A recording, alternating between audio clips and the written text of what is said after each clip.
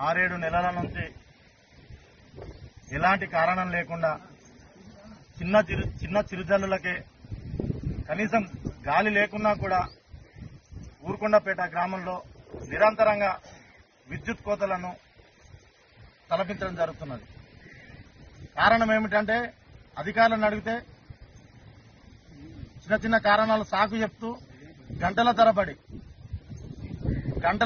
అంటే దాదాపుగా 1 గంట 2 గంటలు కాదు, దాదాపుగా 7 నుంచి 8 గంటల పాటు నిరంతరంగా విద్యుత్ కోతలను ఊరుకొండపేట గ్రామంలో విధించడం జరుగుతున్నది. దీనిపైన ఎవరు నిర్లక్ష్యం వహిస్తున్నారు? ఈ విద్యుత్ కోతల వలన దాదాపుగా పాడి రైతులకు గాని మరియు రైతులకు గాని అట్లాగే గ్రామంలో ఉండే చిన్నారులకు గాని చాలా రకాలుగా ఇబ్బంది అవుతున్నది. ఇది ముందుకే సీజనల్ టైంలో కరెంటు లేని టైంలో దోమలు గడిచి రకరకాల ఇబ్బందులు అవుతాయి. ఈ ఇబ్బందుల వల్ల చిన్నారులందరూ హాస్పిటల్ పాలై రైతులకు ఇప్పటికే వర్షాలు లేక వర్షాభావ పరిస్థితుల్లో ఉన్న రైతులకు ఈ రకంగా కూడా రెండో రకంగా కూడా ఇబ్బంది జరుగుతుంది. దయచేసి అధికారులకు విన్నవించడం ఏమిటంటే లోపం ఎక్కడ జరుగుతున్నది గుర్తించాలి. వాస్తవానికి వారంలో 2-3 సార్లు ఇట్లాగే ఎక్కడపైన 7 గంటలు 8 గంటలు విద్యుత్ కోతలను తలపిస్తూ మొండి వైఖరిని అవలంబిస్తూ సమయానికి ఫోన్ చేస్తే ఫోన్ ఎత్తారు. ఉన్న లైన్ మెన్ కూడా కరెక్ట్ ఫోన్ చేస్తే ఫోన్ రిసీవ్ చేసుకోరు.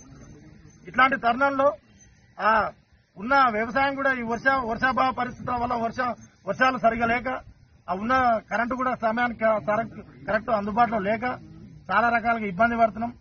ఊరుకొండపేట రైతులందరం ఇక్కడికి సబ్స్టేషన్ ముందర కూర్చోవడం జరిగింది. అధికారులు ఇప్పటికి గంట పైగా ఇక్కడ వెయిట్ చేస్తున్నాం. ఏ ఒక్క అధికారి కూడా పట్టించుకోవడం లేదు.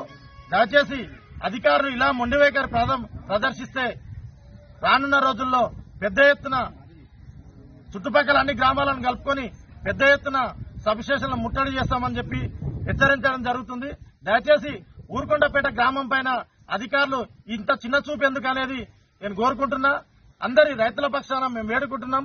దయచేసి ఈ విద్యుత్ కోతలను అనేటిని నియంత్రించి మాకు మెరుగైన నాణ్యమైన విద్యుత్తును అందించి అట్లాగే గ్రామంలో ఉన్న చిన్నారులకు గాని మిగతా వారికి గాని ఎలాంటి ఇబ్బంది కాకుండా చూడవలసిన బాధ్యత విద్యుత్ అధికారుల పైన ఉన్నది. కాబట్టి దయచేసి మీకు చేతులు జోడించి అడుగుతున్నాం. దయచేసి నాణ్యమైన విద్యుత్ అందించండి.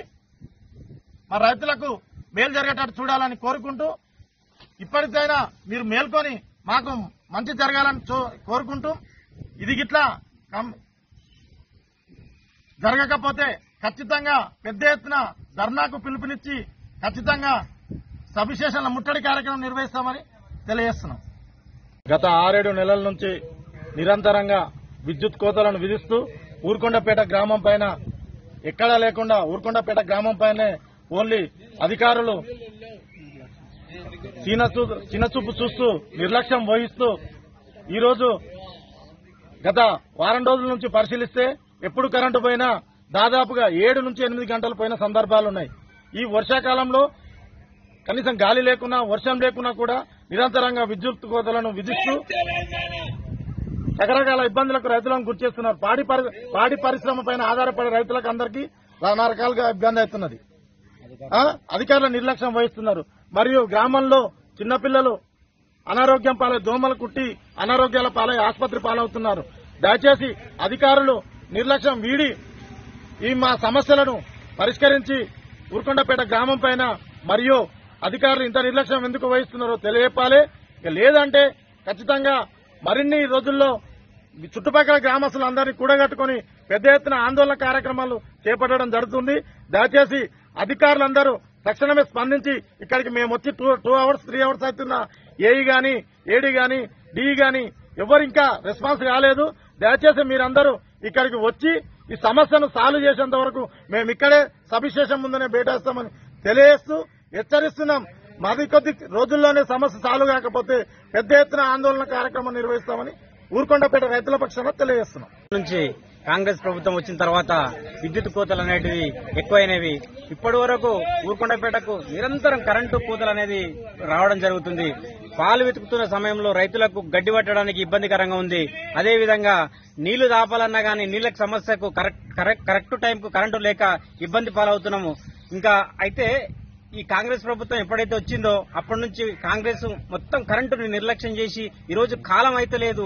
కరెక్ట్ ఒక బోరు ఒక మల్లెకేస్తే అది కుక్కిపోతుంది, వస్తుంది కుక్కిపోతుంది, కరెంట్ వస్తుంది పోతుంది కుక్కిపోతుంది. అట్లా బీడు వారక సమస్యలతోటి అల్లకొల్లోలం అవుతున్నారు పబ్లిక్. అదేవిధంగా చిన్నారులకు కరెంటు లేక నైట్ పూట కరెంటు లేక దోమలు కాటేసి మలేరియా విషజ్వరాలు విజృంభించి పిల్లలు ఆరోగ్య సమస్యలతోటి ఎంతో సతమతం అవుతున్నా గానీ ఈ ప్రభుత్వం నిర్లక్ష్యం వహించడం జరుగుతుంది.